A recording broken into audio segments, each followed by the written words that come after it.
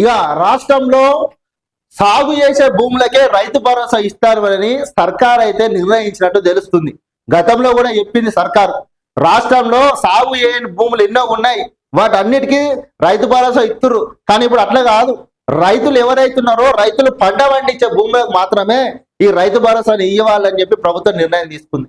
ఇగో సాగులో ఉన్న భూములకే రైతు భరోసా, వచ్చే యాసంగి నుంచే కొత్త విధానం, శాటిలైట్ మ్యాపింగ్ ఆధారంగా సాయం.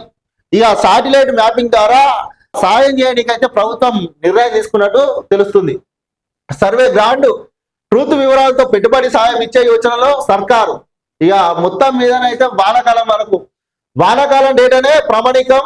ఇప్పటికే అందుబాటులోకి వచ్చిన సర్వే వివరాలు, రాష్ట్రంలో ఉన్న పట్టా భూమిలో 20 లక్షల ఎకరాల్లో సాగు తేడా, త్వరలోనే ప్రభుత్వానికి అగ్రికల్చర్ వర్సిటీ తుది నివేదిక. మొత్తం మీదనైతే రాష్ట్రంలో ఉన్నటువంటి సాగు చేసే భూములకు ప్రభుత్వము ఎంత సాగు చేస్తుర్రు, మరి ఎంతమంది చేస్తుర్రు, ఎన్ని ఎకరాలకు సాగు చేస్తున్నారు, దానిపైన ప్రభుత్వము శాటిలైట్ మ్యాపింగ్ చేసి రైతు భరోసా ఇవ్వడానికి అయితే సిద్ధమవుతుంది.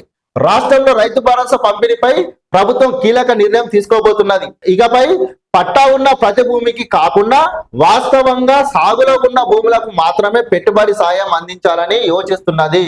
రాబోయే యాసంగి సీజన్ నుంచే ఈ కొత్త నిబంధనలను అమలు చేసేందుకు కసరత్తు వేగవంతం చేసింది.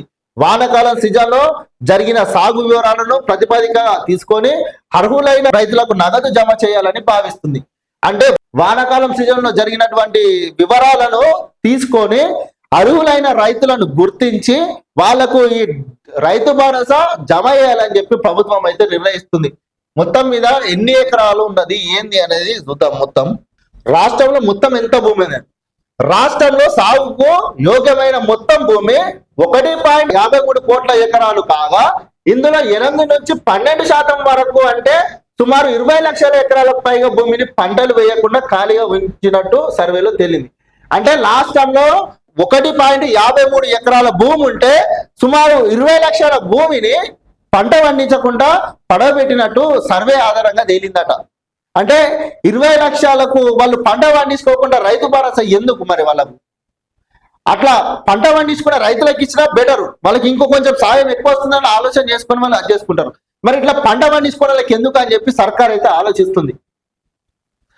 గత వానాకాలం పంటల విస్తీర్ణానికి సంబంధించిన పూర్తి నివేదిక త్వరలోనే ప్రభుత్వం చేతికి అందనున్నది. దేశంలోనే మొదటిసారిగా శాటిలైట్ ఆధారిత టెక్నాలజీతో పంటల విస్తీర్ణం లెక్కింపు చేపట్టగా, నీటి లభ్యత తక్కువగా ఉన్న జిల్లాలో ఖాళీ భూముల శాతం అధికంగా ఉన్నట్టు తేలింది.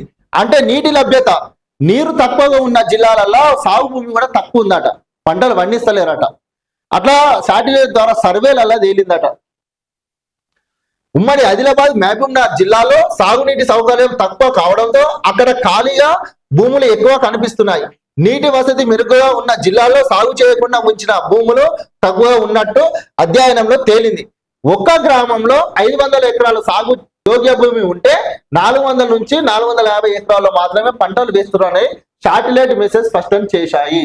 అంటే ఒక ఊరిలో, ఒక గ్రామంలో 500 ఎకరాలు ఉంటే దరిదాపు 400 నుంచి 450 వరకే పంటలు సాగు చేస్తున్నట. ఇంకా 50 ఎకరాల దాకా పంట పండిస్తలేదట.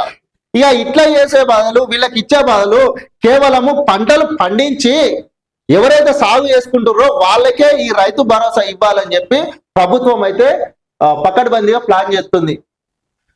మొత్తం మీదనైతే రైతు భరోసా వీళ్ళకి అందుతుంది. ఎట్లా అంటే సాగు చేసుకుంటా ఆల్రెడీ సర్వే నంబర్ సేకరించి మ్యాపింగ్ కూడా చూసుకుంటారట. శాటిలైట్ మ్యాపింగ్ ద్వారా ఎవరు సాగు చేస్తున్నారు, ఎవరు సాగు చేస్తలేరు వాళ్ళని గుర్తించి వాళ్ళకు రైతు భరోసా అనేది వాళ్ళ ఖాతాలలో ప్రభుత్వం జమ చేస్తుందట.